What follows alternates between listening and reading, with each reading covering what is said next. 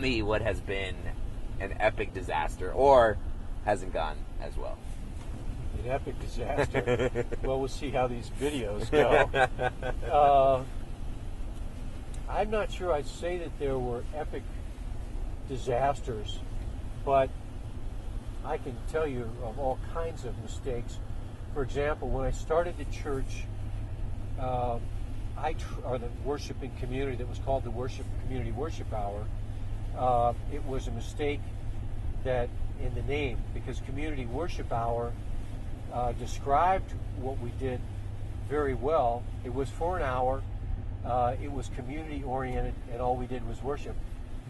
In our community, which is pretty conservative by nature, there are no worshiping communities that aren't attached to a church.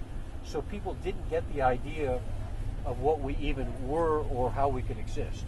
Yeah. Okay, so that was one challenge. Another thing I did is I wanted to neutralize all the things that kept people away from church. Okay, like the bureaucracy, like having to sign your name on a dotted line, and one of those things is heavy-handed financial requests, where people are twisting your arm saying, come on, Edwin, I know you make great money, and we recommend, we think that you should be able to give us $5,000 a year, blah, blah, blah. And I just really bent over backwards trying to avoid this. So I developed this innovative idea that, said, okay, you can be if you want to participate in the giving of the life of the church, you can just put loose plate in and just whatever each week, or you can be in one of three categories, and one was like $100 for the year, one was, $250 for the year, and one was $500 or $1,000 for the year. And frankly, I had some people participate in that, but what I didn't realize was it was leaving a lot of money on the table. A lot of people believed in what we're doing, but we were sending a message that our needs were small. And frankly, in articulating the fact that we had small needs, we hurt ourselves terribly, and it's one of the reasons that for over 3 years, I ended up working for free because we weren't bringing enough money in. Now, was that kind of a creative idea? Yes, but it wasn't doable, because it didn't support our needs, and it didn't bring any value to us. It's a good idea. In fact, hurt us. Another silly example of an innovation that I thought was a cute idea was we live in the Chicago area, close to the Wisconsin line, so there's a ton of Bears fans, but there's also Packer fans. We passed the hat, as you know, on Sunday morning, and I thought on this particular Sunday, on the Sunday when the Bears played the Packers right after church, rather than passing the hat, we'd pass a Bears helmet and a Packers helmet. Well, everyone thought that was so cute. So time for people to give their tithes and offerings. So another good idea. Yeah, seemingly a cute idea.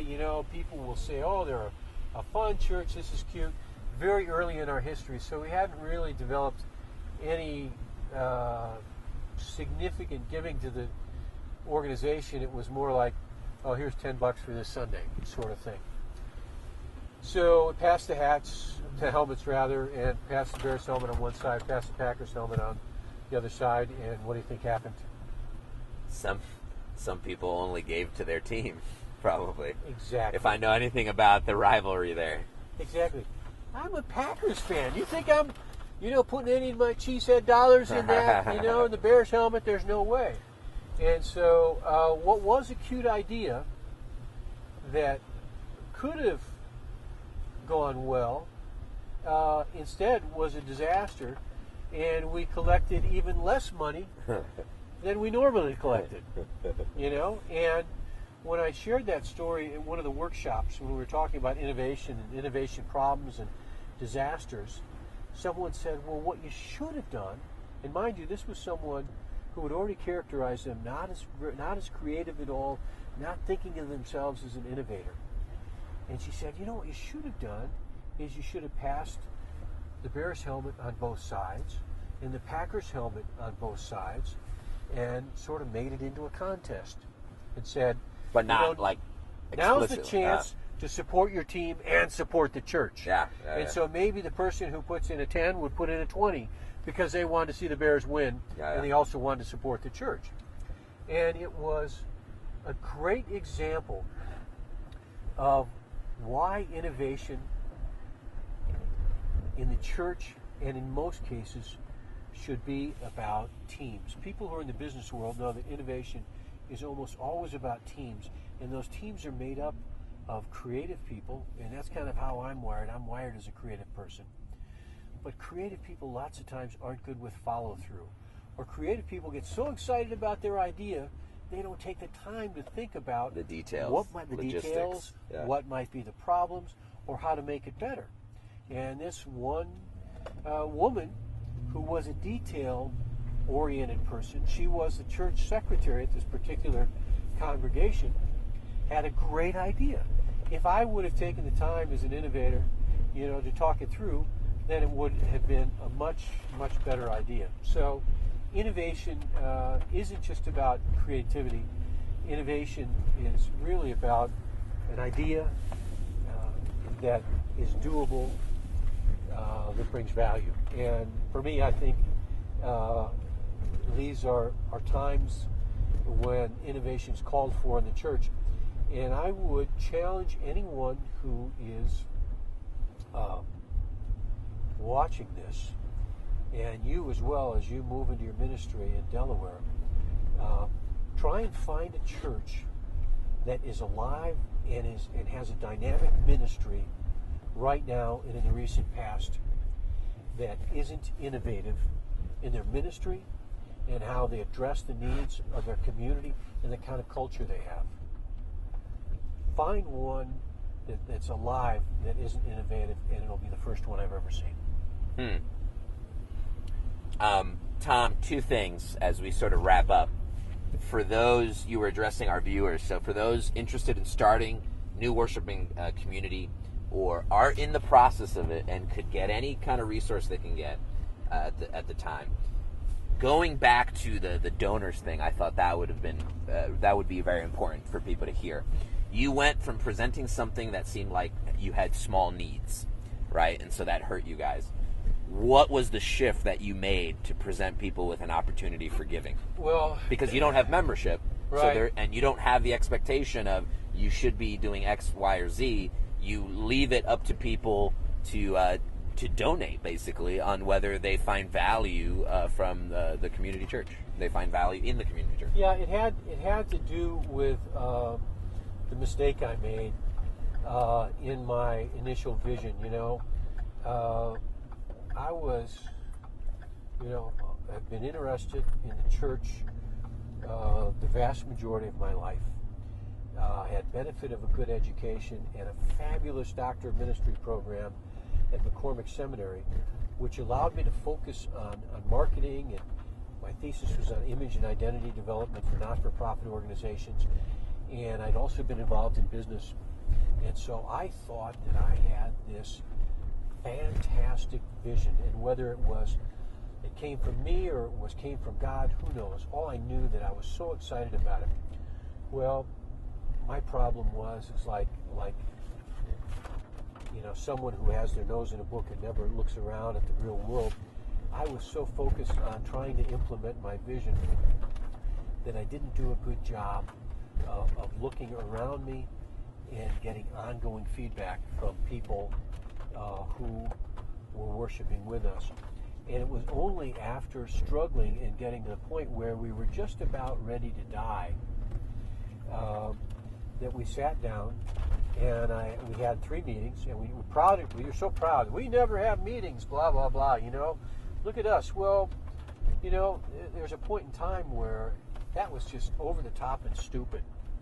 We were so filled, I was so filled with my own sense of pride. Oh, we don't have committees, we don't have meetings, that I was hurting us because I wasn't gaining the feedback that sometimes you get in a committee or that you can get in a meeting. And the feedback was, this financial model doesn't make any sense. you know. And so we put together the closest thing we have to a committee, which is a small team of people who have expertise in finances and finances for not-for-profit organizations that I just don't have, you know. And from that point forward, things changed.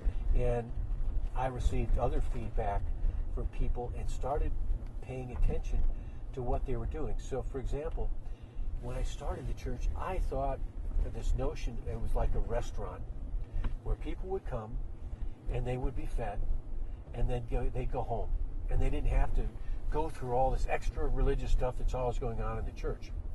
Well, the last of the first 3 years when we worshiped on Saturday afternoons and we were just a worshiping community, I realized that people were hanging around more and more and longer after church. And they were staying there for quite a while talking, even though we weren't providing coffee or any traditional fellowship events. And then they'd go out together. And what was happening was people were wanting to be a community. They weren't wanting to just go there, be spiritually fed, and hit the road. They wanted to be community. And because I was so focused on this micro-church idea, this innovation that I had, that, you know what, we're gonna feed them, you know, and then they're going to go on their way, and that's the limited but dynamic ministry that we'll have. Well, it almost killed us, you know, because I didn't open my eyes and because I didn't get feedback from people, and paying attention to what they were saying and doing, frankly, was, you know, one of the better things I ever did, but also one of the biggest mistakes I ever made. So we made some adjustments, and I started listening to the people who were the church and their actions, and that's when we happily made some changes that allowed us to better meet the needs of people in the community. Yeah. And it's blossomed ever since.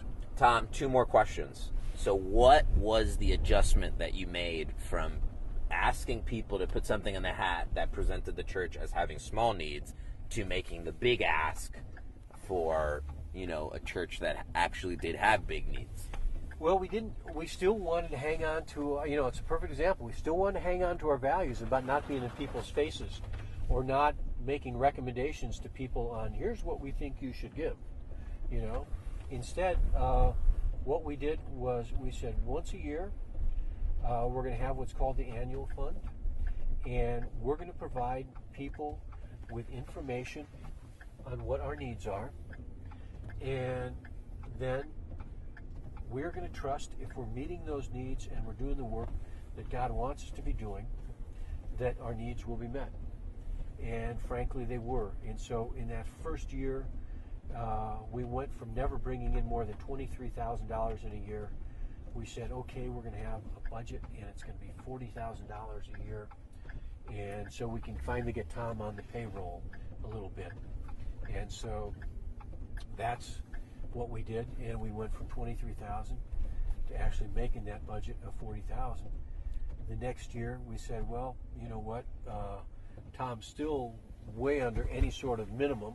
You know, I was still needing to make my living in other ways, and we said, well, let's go from that $40,000 to $80,000. And you know what? We put it out there, and we explained to people why, and we made it.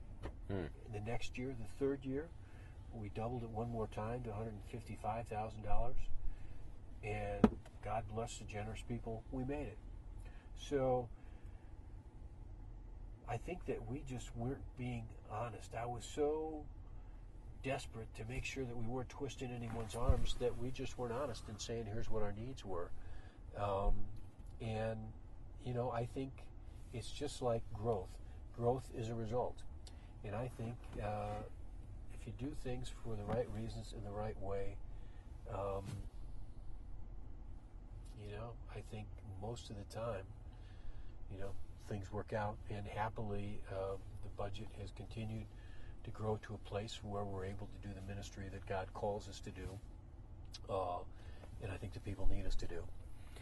You mentioned earlier struggling with ego and how that can sometimes hurt the vision. Churches are reticent to innovate. Why do you think that is? Does it have to do with ego? Are there other reasons? I think churches, I don't think it has to do with ego. I think it has everything to do with church cultures being really important in some people's lives. And when something is really important to you, you don't want it to change. And so, in the stories I've heard from doing workshops and people in little churches where there's this mindset of, well, you know what? We don't care if the young people and families in the church, drink Starbucks. We've been serving Folgers for 50 years. We're not going to change. People aren't willing to adjust. They mix up thinking that you can't change the structure, or how you do things, and you can, And so I think it's because people are afraid that what they value so most is going to change, and the irony is that if they don't change, the church will die. I would still propose there's some unchecked ego sometimes in terms of not wanting to innovate as well. I think there's an expectation that people should just show up at the church because the church has always been there, and I don't think that's church as servant model, which you've talked about, and we can talk about more another time. Sounds like a plan. All right, now we're taking a little break, a little drink break.